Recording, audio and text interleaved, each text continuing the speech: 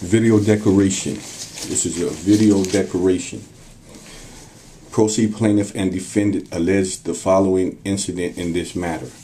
I, Philip Sanders, do declare on or about 8/2/2010 around 4:30 p.m. I left anybody's market on Elm Street and I started southbound returning home. As I left the parking lot, I was eating a burrito and looking ahead for incoming traffic when I noticed one of two police cars going southbound on Elm Street. Somewhat surprised, I looked ahead and I seen another police car stopped at the light on Elm and Church, waiting for the light, waiting to go southbound behind the first police car.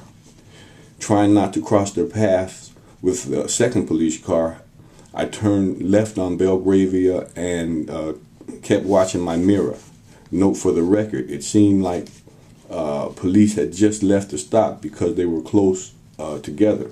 Nevertheless, to my surprise, instead of the second police car going north on Elm behind the first car, they turned behind me on Belgravia. Trying to get out of their path, I signaled and turned left on Holly. Then about 200 yards after I turned, the police car turned their red light on. Next, I pulled over at and legally parked and started recording with my flip video. Officer Karjan approached and Officer Gebhardt stayed back on guard. I noticed the officers were wearing task force gear with upper body vests, blue jeans, and firearm straps. Nevertheless, when Officer Karjan approached, he ordered me to turn off my flip recorder, so I clicked the off button and Officer Karzazian took the flip video and put it on top of the hood of my car. Note, the video was still in the on position. Next, Officer Karzazian ordered me to give him my keys, so I did. Next, Officer Karzazian told me I was being pulled over for a lighting violation. Then he asked for my ID, so I asked, could I get out? To get my ID out of my back pocket and see what light he was talking about. No, Officer Karzazian said, no, you cannot get out. While getting my ID out, I asked again, why was I being stopped? And Officer Karzazian replied, your window light was out, section 2425A. Meanwhile, Officer Gebhardt ran my plates, heard in the background on the videotape.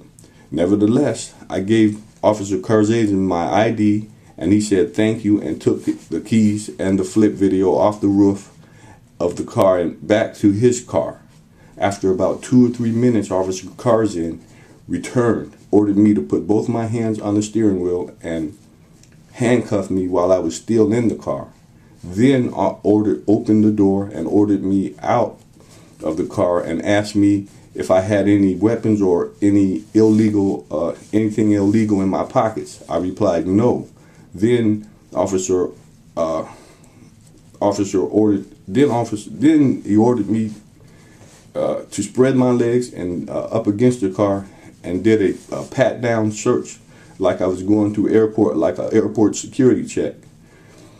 When I returned, then he went through my pockets, found nothing, and put me in the back of his police car with tight handcuffs in a rough up kind of manner, really like a dog.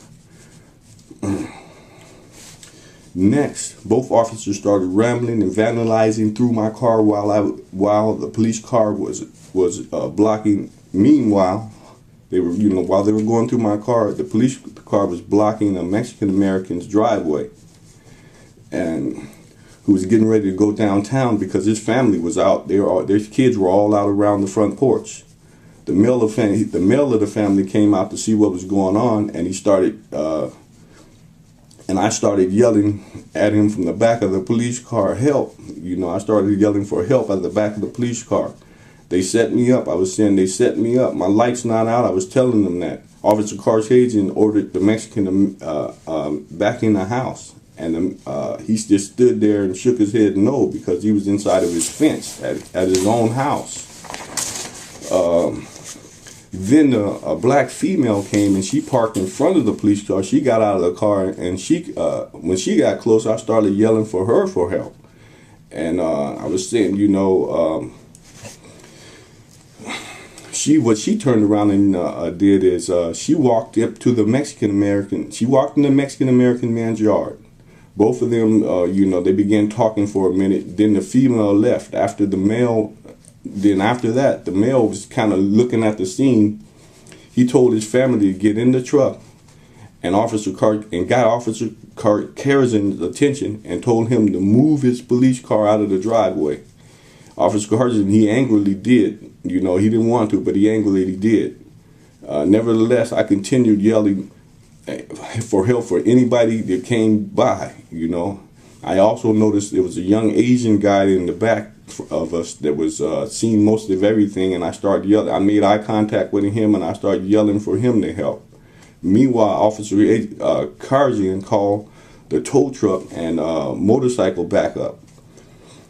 When the backup came, I started yelling for them to check the back light. It's not out. It's daytime. It's check the back light. And the motorcycle guy, he started, he acted like he didn't hear me, and he started joking with Officer Carzian.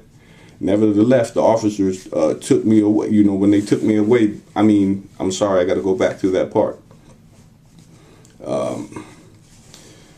Before they could take me away, the tow truck came. And when he got close, I started yelling for him to check the back light. Could you check the back light? And but before we can all get together, before I can see the back light, before he can get the car towed, Officer Gayhart and Carson took me straight to the county jail. They booked me into jail and booked me into jail. When I got into jail, I was told after I left the holding tank and they put me up in there for the booking, they told me I had a felony possession, and that's what they told me for.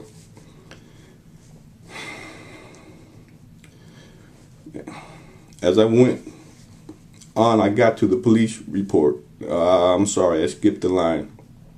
After I was booked in, I was told of a felony possession charge, which was hard for me to fathom because I had no drugs on my person. There was no drugs in my car.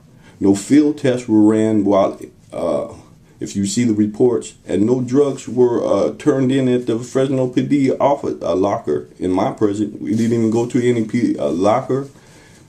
Because I was taken straight to jail. If you see the report, as time went on, I got the police report, and I noticed that the drug test results didn't come back until the following day, after I was booked and bailed out.